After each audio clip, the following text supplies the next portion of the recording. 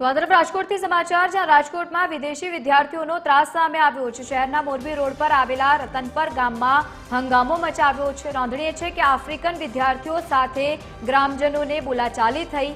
રાજકોટમાં મારવાડી કોલેજમાં મોટા પ્રમાણમાં આફ્રિકન વિદ્યાર્થીઓ અભ્યાસ કરી રહ્યા છે।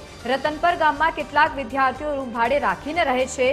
જો કે આ વિદ્યાર્થીઓ કેટલીક વખત નશાની હાલતમાં અને દેહ વેપાર કરતા હોવાનું ગ્રામજનોએ આક્ષેપ કર્યો છે। અગાઉ પણ રતનપર ગામમાં વિદેશી વિદ્યાર્થીઓનો ત્રાસ સામે આવ્યો હતો।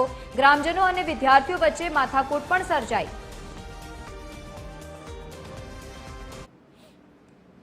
રતનપર ડ્રીમલેન્ડ સોસાયટીમાં રહું છું સાહેબ। આનું અનલિમિટેડ ત્રાસ છે। ભારતીય સંસ્કૃતિને બિલકુલ સાજે નહીં એવા લોકો વસ્ત્રો પહેરે છે અને અવારનવાર નાજુક મામૂલી એવી નાની એવી બાબતમાં સ્થાનિકો સાથે ઘર્ષણમાં ઉતરી આવે છે અને કોઈ પણ જાતના એક્શન લેવામાં આવતા નથી। તો આનું અમે કમિશનર સાહેબને આવેદનપત્ર આપીને વિનંતી કરવા માંગીએ છીએ કે રતનપર આજુબાજુના વિસ્તારમાં સોસાયટીઓમાં બેની દીકરીઓની સલામતી શું?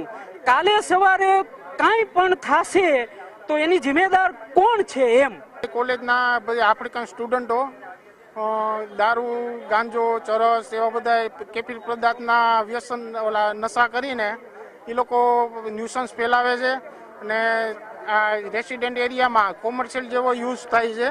તો આમાં મહેસૂલ તંત્રને પણ યોગ્ય તપાસ કરીને પગલાં લેવા જોઈએ। મારવાડીના સ્ટુડન્ટો જે બહારના વિદેશના રહેવા માટે આવ્યા છે એ લોકોનો અતિ ત્રાસ છે। ત્યાં શાંતિથી અમે જીવવા, અમને શાંતિથી રહેવા નથી દેતા। અહીંયા આગળ રાત આખી લોકો રખડતા હોય છે।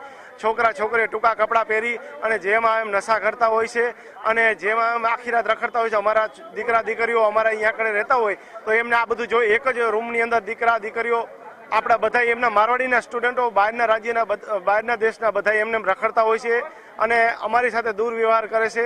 અમારી રજૂઆત એ જ છે કે એમને મારવાડીની અંદર આ સુવિધા હોવી જોઈએ। એમના સ્ટુડન્ટ જે વિદેશના આવે છે ખાસ કરીને એ લોકોને બહારે અમારા ગામમાં કે સોસાયટીઓમાં બહારે રહેવાની પરમિશન ના આવવી જોઈએ। અવારનવાર તેને સિવિલ પબ્લિક હારે આવા નાના મોટા થઈને ઝઘડા કરતા જ રહેતા હોય છે। એ લોકો નશા કરે છે, ધંધા કરાવરાવે છે અને સિવિલ પબ્લિકને બહુ પ્રોબ્લેમ થાય છે એના લીધે। કાલ સાંજે હું મારા ફોનમાં વાત કરતો હતો તો ફોન લઈને ભાગી ગયા। મારા હાથમાંથી ફોન કાંઈ વાતચીત વગર ફોન ઝડપીને ભાગી ગયા અને પછી એનું એવું માનવું હતું કે મેં એનો કોઈ વિડીયો કોઈ ફોટો ઉતાર્યો છે। મારો મોબાઈલ એમને ચેક કર્યો, એમાં એવું કાંઈ મળ્યું નહીં। તોય છતાં મને ફોન પાછો નતા આપતા એટલે અમારે ઝપાઝપી થઈ અને ફોન મેં પાછો લીધો તો લેડીઝે મને પાછળથી આજે તમને આંખમાં દેખાય છે અમારી રીતે માથાકૂટ થઈ હતી।